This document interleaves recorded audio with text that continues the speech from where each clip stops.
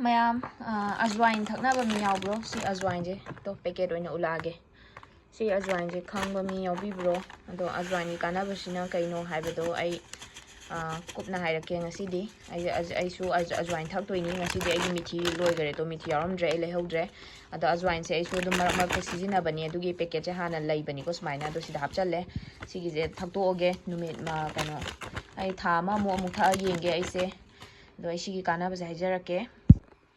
chap manai mayam sisu chama sama ko chama sama phajana tingamo kitang wale gi doka dugi hapjan mani si je dum mithi tingbado koina ising haijalla thamamdra dumaina chap chana chap manana tawdoini ko mayam si ai tingamedana si nongalaga koina mithi sawala thaidana si se haijallani jor launa duga chumtho thaktoini ko maru thakjaloi ko adumaina sawalaga amuk chumtho thaktoini chap manai koina mithi da jira da tingaga sawala thakpado adumaina mak tawdoini overnight tingamaga adudi mayam si ai hayeng ayukta mu thaaga magi kanabadasu makha tana haijaraage mayam aigi Ajwain duni ko sumaina chap manai aina tingi jena hangai karim khenaba nate jira tingi ba mithi tingi ba do adumaina dum chap mana doini maning hamda base maru je hapaga dum phut pai wani ko aduga kano adum chumtho thak toini sei brong salong sawan gi ge mayam saure ko si yare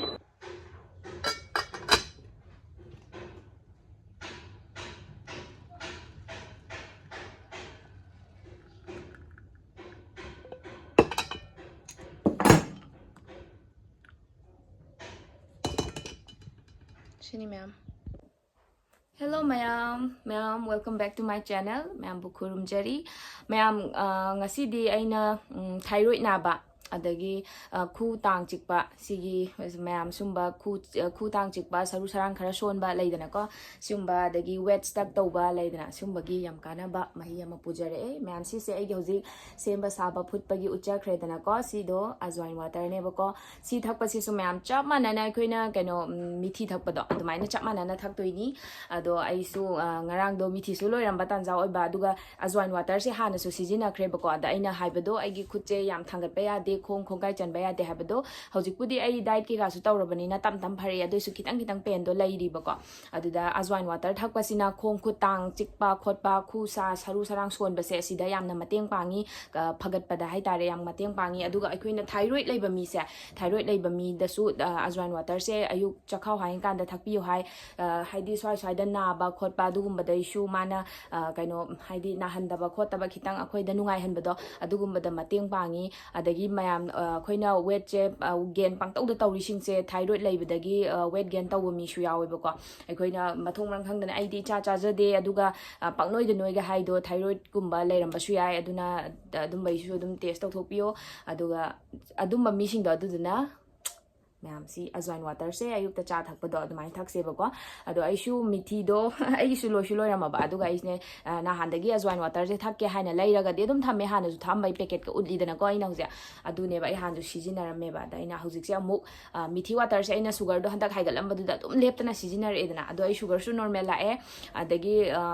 kaino tawrage weight chu hanthare e aduna weight kumba phajana cha da bida handa de khote kaina tawba mi du su thyroid kumbai problem le basu yai aduna sumba mahi thakpa su yam kanai ko Ajwain thakpa da khoi weight ta hengat pa khot pa leidana khoina belly fat ta ga ma se mayang kang da hanbada Ajwain si su yamna kana ba amani ko khoina mithi thaiba jira thaiba dumaina dum Ajwain si su amani aduga tawda bu only taste ki tani khena ba mithi ki taste na ma Ajwain gi na ma jira gi na ma aduna somna haina biba ma thakpiyu aduga kai gumba isa do thyroid gumba problem lai taraga di si soidana sijina bio thyroid lai base mayam kano isa su mathong mang khang dana pangnoi ga noi khat pani ko icha cha harga dum noi khatpa do adugi problem su laibani aduni mayam aina Ajwain se ai tha ma mukai muk lep ta bida sijina ge hojik che muk khalle ado adum kaino da su sugar ke ga da su diabetes mina su loi thakpa yai ni ko Ajwain se aduna ni ado ai mithi thakpa do haidi mithi ju thak Ajwain ju thak adu tawdi tawde ado smai the e adu natraga su mayam Ajwain su, mithi su, jira su, sumaina mix tawraga kitang hapaga chamas ama phalaga ko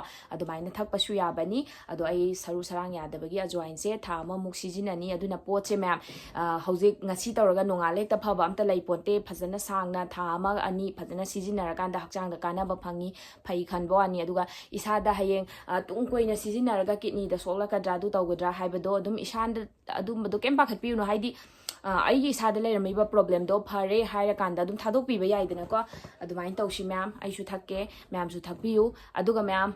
kaino do intermittent 18 hours intermittent fasting se aigi hayeng sudoini matam chapjana hayeng di loire ado ai se 18 hours se only 5 days tawba matamda aije 1.5 sumaina kg mukti hanthare ko ado aina khanbada 2 kg mak yaudrasu adumain dum hanthabani aduni ma'am ay kaino intermittent fasting gi kana basina aduduna intermittent fasting tawriba singda ai amatanga haijage samna haiga weight yam thuna handai haidana intermittent fasting do khudakta chap launa kan ganu ahan bada 14 tawbiro 12 tawbiro dagi amuk 14 lakbiro 16, 18, 20 smile tawgo ina lakpiu haidi intermittent fasting se yam thuna yang kang dai hai haidana akoina ngasi se aduma regular meal je charamaga hayeng nongala khangtau 20 hours tawsan 18 tawsan leidana 24 hour tawsan si tawbse hakchang da yamna soklakani wasuani bp loirakpa ko ngaubi khotpi myam ama thengnarakani sadu khangson sonjani aduna dumain tawbiganu kheta 12 hours se numit mangani tawro adui matungda nongmadi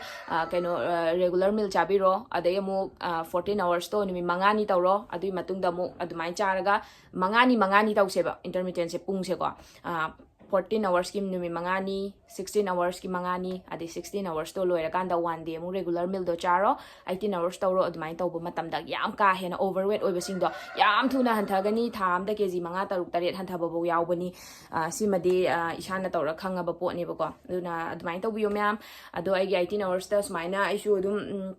1 kg ama ni handaise sise numi mangani de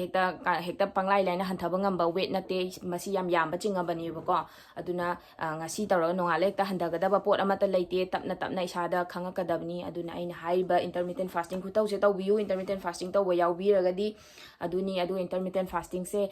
kaino hangbirakpa khangdaba yaido intermittent fasting haise akoina sum intermittent ga haisan basida sum khangdaba mi shawe bako ado dum kaino intermittent fasting ase kem nati akoina chara hen baduni aduga chara hen ba haina akoina kem ta thakta jadab do nate chara heli haiba potse akoina chara heli ba timing se punga su hen ba na heli basida akoina mahi manai myam thaga isa singdok pai wari ni mahi mana haise akoina sem saraga thakpa myam do sumaina flax seeds water adu myam du sem bani adagi myam amaga kaino comment tawbire chia seeds se takhaira thakpa do da chia seeds ti takhai ba khot padi laite chia seeds di du magi maru du piksu pi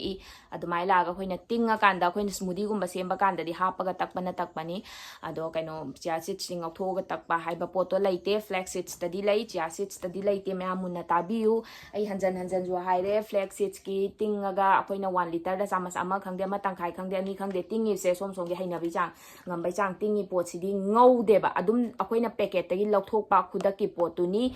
aduduga aina curd chabada kaino flax seeds maru se takhai ba grind ngauraga grind tawraga takpa myawbani adugi potu dadi makup powder chaning ba matam dadi ngauthoga takpa do sabwane bako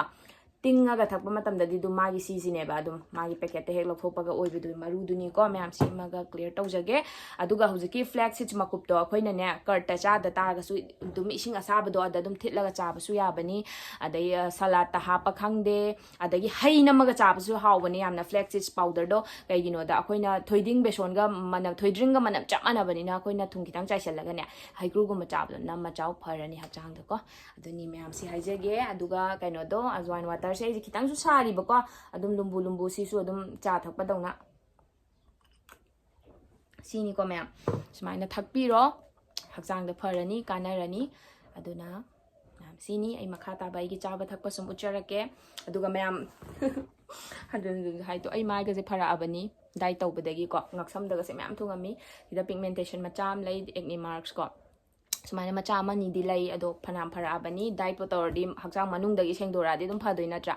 aduni mai mit to dum nan thorak mane bako aduna mayam mai nungda pimples lairasu acne lairasu ko sumba do dum diet tawbiyo dum soidana pharakani aduga sumba se kaidagi anambana pharakki hai kanda khoina detox water dagi ne ba detox water na hakjang manungje phajana sengdorak pane bako aduna chak dum loi chaw hai banate pimples acne tawba mi mayang kang basu mayam ama laitrane ado kano ado lai taragasu adum hanagi khoina cha injang chari do dum cha taragasu detox water yam thakpiyo skin do phaja thoke langan ge hai taragadi ko mayam smain taw se mayam adudi ai makha ta na sum yengbiyo ai su Ajwain water thak tokhige ising thakningai su mayam lairi detox water ai se morning ni iruga lu thoraga khar kesal laga ngasi di torokpani nangai sum ngarang su ai sak ulaga hapaudre sum nungai te mayam daina direct smain ka wa nga ga video mate am namodab se adugini da sum aduni mayam ai lunch chaba dai kai chaba do dum chithadana ulli duni mayam chet tawbiganu suksoi soidana chabiyu ai makha ta ba sum ucharagi ko mayam mayam pung da dore ai se ngara do minute tare ta do minute tara swaida do mai gi dinner do loi khibane ai se hujik se dum ngarang dauna chia seeds da chapra sum jalaga thakjalage mayam ai pung tare ado ai hujik se dum ngarang dauna champra oina summaga thae chia seeds da ko sima thakjalani aduga dum makha ta na din lunch adum tawthoani mayam ai gi dinner leijare ai gi se musori ga yendem ga kangsoi ko yam chamna thong bani chakdum kitang laire aduga sisina chicken kitang laire nganu thongba kitang amsu yaure sumai noina chare tai to pa yaudre adonga hak laiga singju gumba phasana sura chage nai ka hena yam handre sini mayam ai ngasi gi lunch chathokige soya chunks ka mayam kaino ga sa bori siga ko yendem ga kana tauge singju tauge hoji se nungdin talak ne bai chani nge ba mayam si singju ji khuaw ji de ko ai gi se yendem ga tilo kitang hapaga soya chunks ne ba ko sa bori do kaino aina ai ji sumai cha ba je hawe di khang de ba aina mataw ma khak tang ge tawba ai gi group ama lei ba ko nupi ge gi oi ba khoi weight loss ka diabetes ki oi ba matang da dum cha ba thak pa gi thagana rak ba da moina sumaina yendem ga siga soi ba su ba gi singju thaga lei se am chaning ge ba aduga ne ai se moi gi mataw tam ge taraga ai do haidre ba aduga ina sumai noina sure aduga moi di thoi drink hapte ina thoi drink se hap chal le aduga ne khu hao ma taw le ma'am yam thajadana ma'am sum da sura cha bi yu ne ai nung din gi evening snacks se oi jai ne ko adai soya chang se am pha bane dum diet plan da happy yo khut ka je to lu bangi ne ado yam hauman na dum ma'am da share taw ni ma'am yam hawe thajadana mayam ai gi dinner leijare ai smaina keno se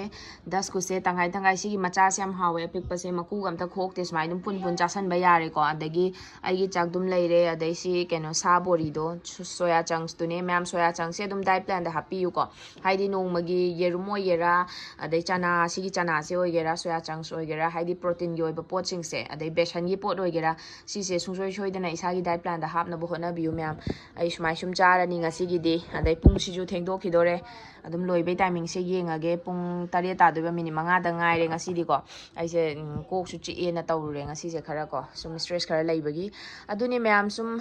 ngasi gi di sina lo shalage good night oirage tumam dai da bed time drinks ama thakpa mayam kaubi ganu ado smai sum charage ngasi gi di hayeng amuk ate atopa mayam da kana ba amadi aina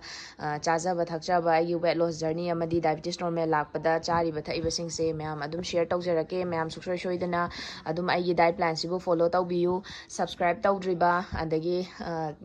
ahan ba thengna biba oiraga di subscribe su tawshan biramu like comment share gum su tawbiramu mayam adum diabetes normal lakningba aduga keno akoi weight loss tawningba singda yamna kana ba piba channel ni ai gi se aduna mayam soidana follow tawbiyu thank you so much mayam ngasigi di good night